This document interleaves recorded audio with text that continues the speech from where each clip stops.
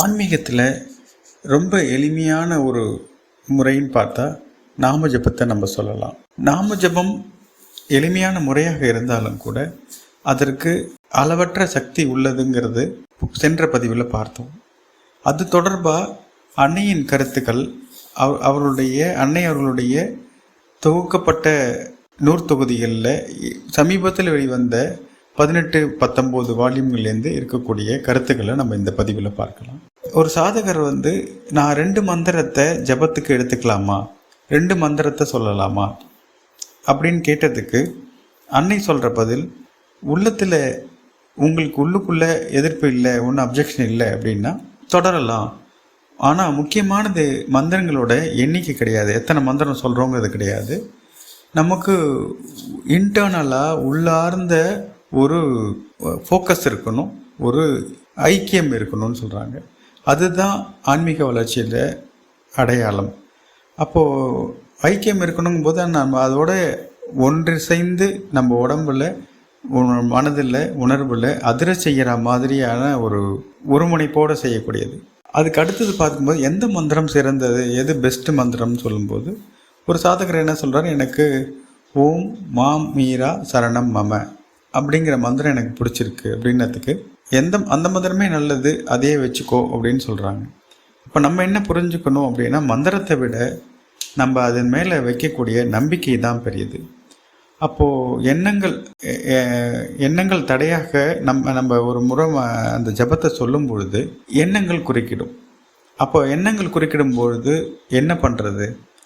அப்போது சாதாரணமாகவே என்னென்னா, நமக்கு மெடிடேஷனில் உட்காந்தாலோ ஜபத்துக்கு உட்காந்தாலோ கேப் கிடைக்கும் போதெல்லாம் நம்ம மனதை ஆக்கிரமிக்கக்கூடிய எண்ணங்கள் வந்தாலும் கூட நம்ம விடாமல் நம்ம தொடரும் பொழுது பார்த்தோம்னா ஒரு கட்டத்தில் மனசும் உணர்வும் லயிக்கிற மாதிரியான விஷயங்கள் இருக்கும்.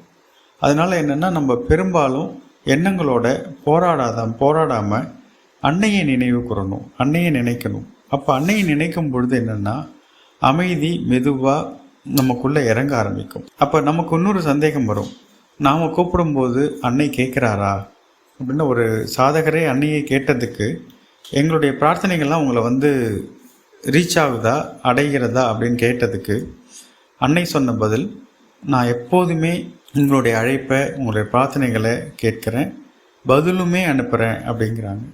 அது ரொம்ப அற்புதமான வரி. என்னன்னு பார்த்தா, அதை எப்படி நம்ம பதிலை பெற முடியும்? அன்னை சொல்கிறத நம்மளால் கேட்க முடியுமா? இறைவன் சொல்ல பதிலை நம்மளால் கேட்க முடியுமான்னா, அதுக்கு அன்னை சொல்கிற பதில், மனம் அமைதியானா, நம்மளுடைய மனம் அமைதியானா அந்த பதிலை உன்னால் பெற முடியும்.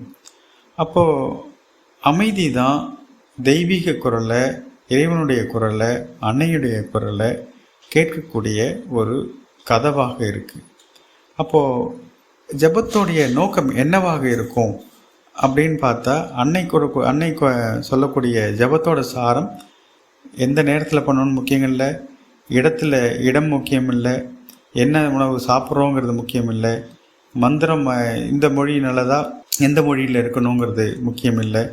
முக்கியமானது ஒன்று தான், உண்மையான ஒரு ஏக்கம் இருக்கணும். உண்மையான ஒரு ஏக்கம் இருக்கணும்னா ஒரு நெகிழ்வான ஒரு பக்தியை நம்ம ஏக்கம்னு சொல்லலாம்.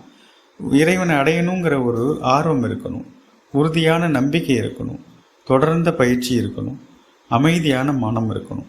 அப்போது ஜபம், நம்ம ஜபிக்கக்கூடிய ஜபம் வெறும் ஒளியாக மட்டும் இருக்காது, அது இறைவனோட உயிருள்ள ஜீவனுள்ள தொடர்பாக மாறிடும். ஒரு முறை கூப்பிட்ட உடனே அது அந்த தொடர்பு கிடைக்கிற மாதிரியான ஒரு விஷயம் நடக்கும். அதுதான் உறுதியான ஒரு விளைவு. அந்த விளைவு நிச்சயம் நடக்கும். அதனால் அந்த ஜபம்னு நம்ம எடுத்துக்கிட்டோம்னா, அது மனசை லயிக்கிற மாதிரி, நம்ம ஜீவனெல்லாம் அதிர்ற மாதிரி, ஒரு ரிதம்மோட, ஒரு மனம் அமைதியோட அன்னை சொன்ன இலக்கணப்படி நம்ம செய்தோம்னா, அது காலையோ மாலையோ எப்போ நமக்கு கிடைக்குதோ அதுதான் எப்போ வேணால் பண்ணலான்னு அன்னை சொல்லியிருக்காங்க. அதை நம்ம செய்து பார்க்கும்போது பார்த்தா அது நம்மை காக்கக்கூடிய கவசமாக அந்த ஜபம் அமையும். கலங்கின மனதை தெளிவு பண்ணக்கூடிய ஒரு கருவியாக அந்த ஜபம் அமையும். குழப்பமான ஒரு மனசை தெளிய வைக்கக்கூடிய ஒரு விஷயமாக அது இருக்கும்.